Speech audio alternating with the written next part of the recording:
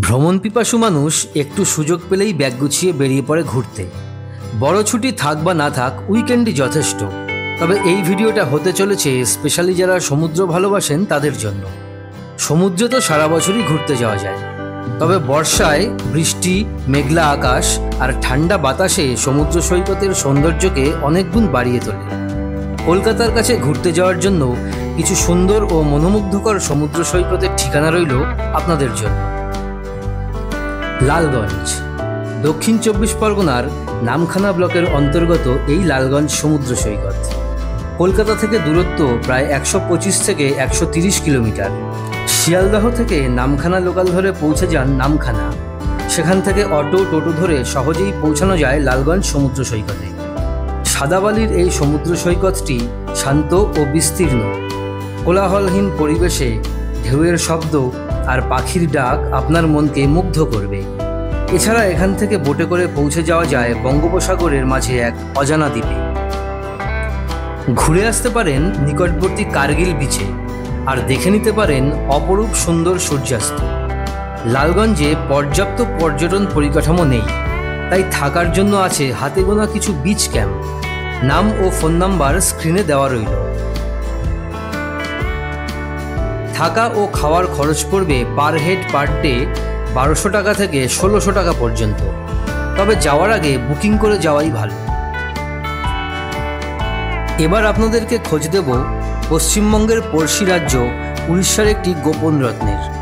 কলকাতা থেকে প্রায় 300 কিলোমিটার দূরে উড়িষ্যার ভদ্রক জেলায় অবস্থিত দুবলাগুড়ি সি বিচ। প্রাকৃতিক সৌন্দর্যে ভরপুর এবং পর্যটকদের ভিড় থেকে অনেকটাই দূরে নিরিবিলিতে 2 দিন কাটিয়ে আসতে পারেন এই দুবলাগুড়ি সি বিচ থেকে। সমুদ্র, ঝাউয়ের জঙ্গল, নদী একত্রে মিলেমিশে এক অনন্য প্রাকৃতিক পরিবেশ গড়ে তুলেছে এখানে। হাওড়া থেকে বালাসোরগামী ট্রেনে উঠে নামতে হবে বালাসোর স্টেশনে। সময় লাগবে 3 ঘন্টার মতো। স্টেশনের বাইরে থেকে গাড়ি বা অটো ধরে আপনারা সহজেই পৌঁছে যেতে পারেন দুবলাগুড়ি সি বিচে। সময় লাগবে মোটামুটি 40 থেকে 45 মিনিটের মতো। এবার বলি কেন যাবেন দুবলাগুড়ি। যারা নির্জনতা পছন্দ করেন তারা শান্তিপূর্ণ পরিবেশে সমুদ্র উপভোগ করার জন্য এখানে যেতে পারেন। ভার্জিন সি বিচ হওয়ায় এখানে পর্যটক তুলনায় খুব কম। এছাড়া প্রাকৃতিক সৌন্দর্য তো আছেই। সমুদ্র, ম্যানগ্রোভ জঙ্গল এবং নদী একত্রে এক অপূর্ব দৃশ্য আপনাকে উপহার দেবে। আর সব থেকে আকর্ষণীয় সমুদ্র সৈকত জুড়ে লাল কাঁকড়ার আনাগোনা। বোটে করে ঘুরে আসতে পারেন বুড়িবালাম নদী।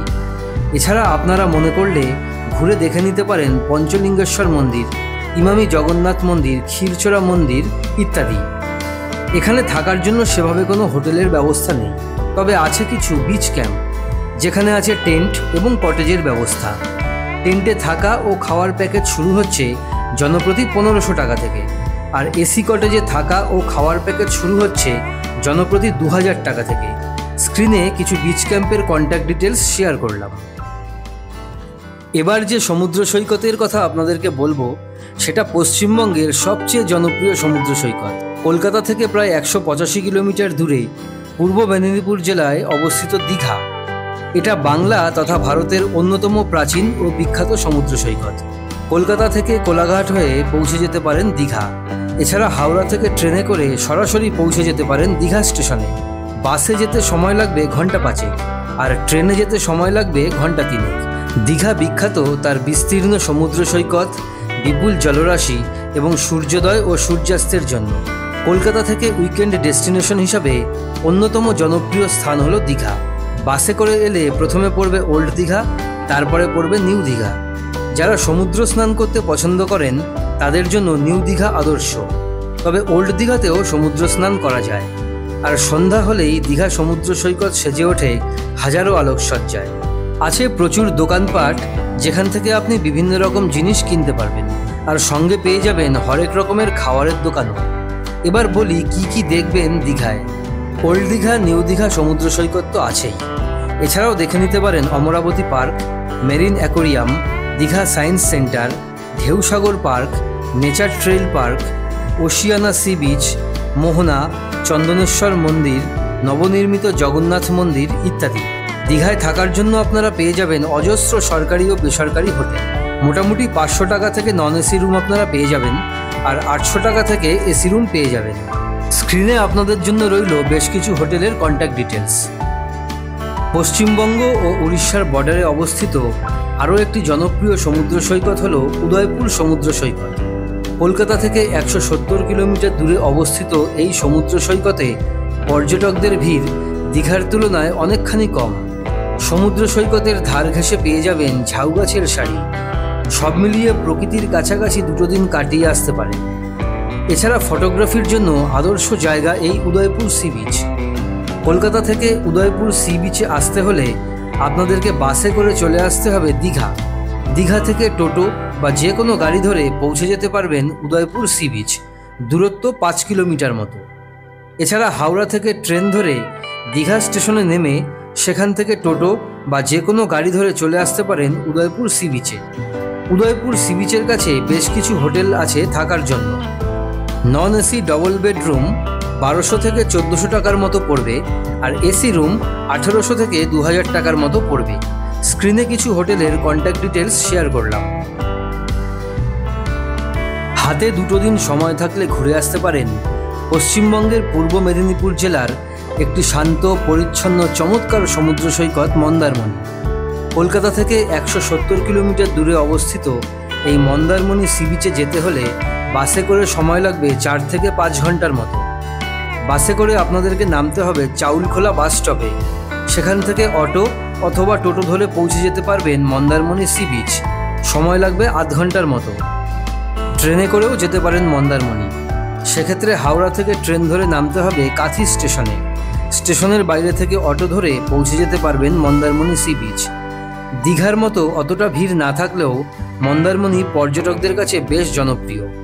এখানকার শান্ত পরিবেশ, লাল কাঁকড়া ও সমুদ্রের রোমাঞ্চকর সৌন্দর্য আপনাকে মুগ্ধ করবে। সূর্যোদয় ও সূর্যাস্তের অপূর্ব দৃশ্য দেখার জন্য এটা আদর্শ স্থান। পরিষ্কার পরিচ্ছন্ন এই সমুদ্র সৈকত শিশু থেকে বয়স্ক সবার জন্যই উপযুক্ত। মন্দারমণিতে থাকার জন্য প্রচুর হোটেল এবং রিসর্ট আপনারা পেয়ে যাবেন।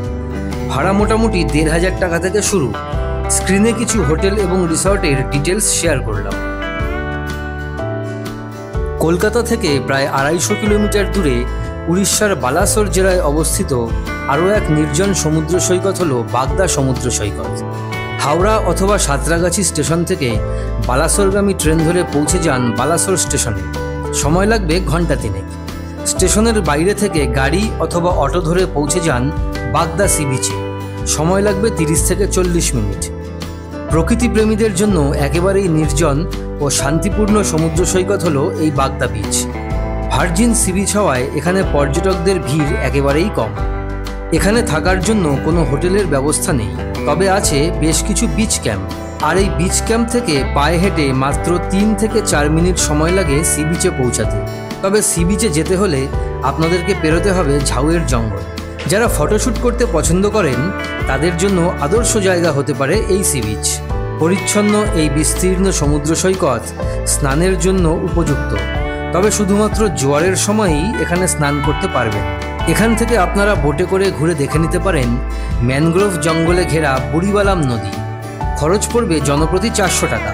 এছাড়াও এখান থেকে আপনারা ঘুরে দেখে নিতে পারেন পঞ্চলিঙ্গেশ্বর মন্দির, ইমামি জগন্নাথ মন্দির, ক্ষীরচোরা গোপীনাথ মন্দির ইত্যাদি। বিচ ক্যাম্পগুলিতে থাকা এবং খাওয়ার খরচ প্রত্যেক দিন জনপ্রতি শুরু হচ্ছে 1300 টাকা থেকে, আর এসি কটেজে পার হেড পার ডে থাকা খাওয়ার খরচ শুরু হচ্ছে 2000 টাকা থেকে। স্ক্রিনে কিছু বিচ ক্যাম্পের কন্ট্যাক্ট ডিটেলস শেয়ার করলাম। বগুড়ান জলপাই সমুদ্র সৈকত হল পশ্চিমবঙ্গের পূর্ব মেদিনীপুর জেলার একটি শান্ত সমুদ্র সৈকত। যারা নির্জনতা পছন্দ করেন বা ভিড় এড়িয়ে সমুদ্র উপভোগ করতে চান তাদের জন্য এই জায়গাটি একেবারেই আদর্শ। এই সমুদ্র সৈকতটি বেশ পরিষ্কার, নির্জন এবং অনেকটাই প্রাকৃতিক অবস্থায় রক্ষিত। দিগন্ত বিস্তৃত সৈকত এবং ঝাউবন এই সৈকতকে আরও আকর্ষণীয় করে তুলেছে। এছাড়াও পুরো সমুদ্র সৈকত জুড়ে রয়েছে অজস্র লাল কাঁকড়ার আনাগোনা। কলকাতা থেকে বগুড়ান জলপাই সমুদ্র সৈকতের দূরত্ব প্রায় 162 কিলোমিটার। কলকাতা থেকে ট্রেনে কাথি বা রামনগর স্টেশনে নেমে সেখান থেকে গাড়ি বা অটো করে পৌঁছানো যায়, সময় লাগবে মোটামুটি 30 মিনিটের মতো। আর সড়ক পথে কলকাতা থেকে কাথি পর্যন্ত এসে সেখান থেকে গাড়িতে বা অটো করে যেতে পারেন। সড়ক পথে সময় লাগবে 4 থেকে 5 ঘন্টার মতন। এখানে থাকার জন্য আছে বেশ কিছু হোটেল। নন এসি রুম পার হেড পার ডে থাকা খাওয়া নিয়ে 1600 টাকা এবং এসি মোটামুটি 1800 টাকা পড়বে। হোটেলের কন্ট্যাক্ট ডিটেলস স্ক্রিনে শেয়ার করলাম। আপনার প্রিয়জনকে নিয়ে নিরিবিলিতে একান্তে যদি 2 দিন সময় কাটাতে চান, তাহলে ঘুরে আসতে পারেন পশ্চিমবঙ্গের পূর্ব মেদিনীপুর জেলায় অবস্থিত তাজপুর সমুদ্র সৈকতে। এখানে আছে দিগন্ত বিস্তৃত সমুদ্র সৈকত। কোলাহল এড়িয়ে শান্ত প্রকৃতি ও সমুদ্রের সৌন্দর্য উপভোগ করতে ঘুরে আসতে পারেন এই তাজপুরে। কলকাতা থেকে 180 কিলোমিটার দূরে অবস্থিত এই তাজপুর সি বিচে পৌঁছাতে আপনাদেরকে বাসে করে গেলে কাথি হয়ে নামতে হবে বালিসাই বাস স্ট্যান্ডে, আর সেখান থেকে অটো বা টোটো ধরে পৌঁছে যেতে পারেন তাজপুর সি বিচ। আর যারা ট্রেনে করে যেতে চান তাদেরকে হাওড়া থেকে ট্রেন ধরে নামতে হবে রামনগর স্টেশনে, সেখান থেকে অটো বা টোটো ধরে পৌঁছে যেতে পারবেন তাজপুর সি বিচ। তাজপুরে থাকার জন্য বেশ কিছু হোটেল ও রিসর্ট আছে। নন এসি ট্রিপল শেয়ারিং রুমে থাকা খাওয়া বাবদ পার হেড পার ডে 800 টাকা থেকে 1000 টাকা পড়বে, আর এসি রুমে থাকা ও খাওয়ার খরচ বাবদ পার হেড পার ডে 1300 থেকে 1500 টাকা পড়বে। স্ক্রিনে আপনাদের জন্য রইল কিছু হোটেল এবং রিসর্টের কন্ট্যাক্ট ডিটেলস। শঙ্করপুর সমুদ্র সৈকত পশ্চিমবঙ্গ রাজ্যের পূর্ব মেদিনীপুর জেলায় অবস্থিত একটি মনোরম সমুদ্র সৈকত। যারা কম ভিড়, শান্ত পরিবেশ ও প্রকৃতির সান্নিধ্য খোঁজেন তাদের জন্য শঙ্করপুর একটি আদর্শ সমুদ্র সৈকত হতে পারে। কলকাতা থেকে শঙ্করপুরের দূরত্ব প্রায় 180 কিলোমিটার। রেলপথে কলকাতা থেকে দীঘা পর্যন্ত গিয়ে দীঘা স্টেশন থেকে গাড়ি বা অটোতে 30 থেকে 40 মিনিটে শঙ্করপুর পৌঁছানো যায়। আর সড়ক পথে কলকাতা থেকে বাস বা ব্যক্তিগত গাড়িতে NH 116B ধরে শঙ্করপুর আসা যায়। সময় লাগবে 4 থেকে 4.5 ঘন্টার মতন। শঙ্করপুরে থাকার জন্য বেশ কিছু হোটেল এবং রিসর্ট আপনারা পেয়ে যাবেন। নন এসি রুমের ভাড়া পড়বে 1000 থেকে 1200 টাকার মতো, আর এসি রুমের ভাড়া পড়বে 1800 থেকে 2000 টাকার মতো। স্ক্রিনে শঙ্করপুরে থাকার কিছু ডিটেলস শেয়ার করলাম। কলকাতা থেকে প্রায় 130 কিলোমিটার দূরে দক্ষিণ 24 পরগনা জেলার নামখানা ব্লকের অন্তর্গত পরিচ্ছন্ন শান্ত সমুদ্র সৈকত হল বকখালি। বকখালি পৌঁছাতে হলে শিয়ালদহ থেকে নামখানা লোকাল ধরে নামতে হবে নামখানা স্টেশনে। নামখানা থেকে বাস, অটো বা টোটো করে পৌঁছানো যায় বকখালি সমুদ্র সৈকতে। এসপ্ল্যানেড থেকে সরাসরি বাস অথবা গাড়ি করেও পৌঁছানো যাবে বকখালি। এখানে প্রকৃতির সান্নিধ্যে সমুদ্রের রূপ এক কথায় দুর্দান্ত। এখান থেকে ঘুরে আসতে পারেন হেনরি আইল্যান্ড, জম্বুদ্বীপ, ফ্রেজারগঞ্জ।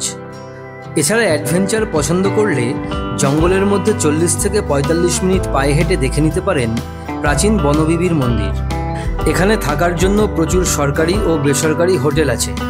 ভাড়া শুরু হচ্ছে নন এসি 700 থেকে 800 টাকা এবং এসি রুম 1000 থেকে 1100 টাকা। স্পেশাল কোনো অকেশন ছাড়া স্পট বুকিং করে নিতে পারবেন। স্ক্রিনে দেওয়া রইল বকখালিতে থাকার কিছু ঠিকানা।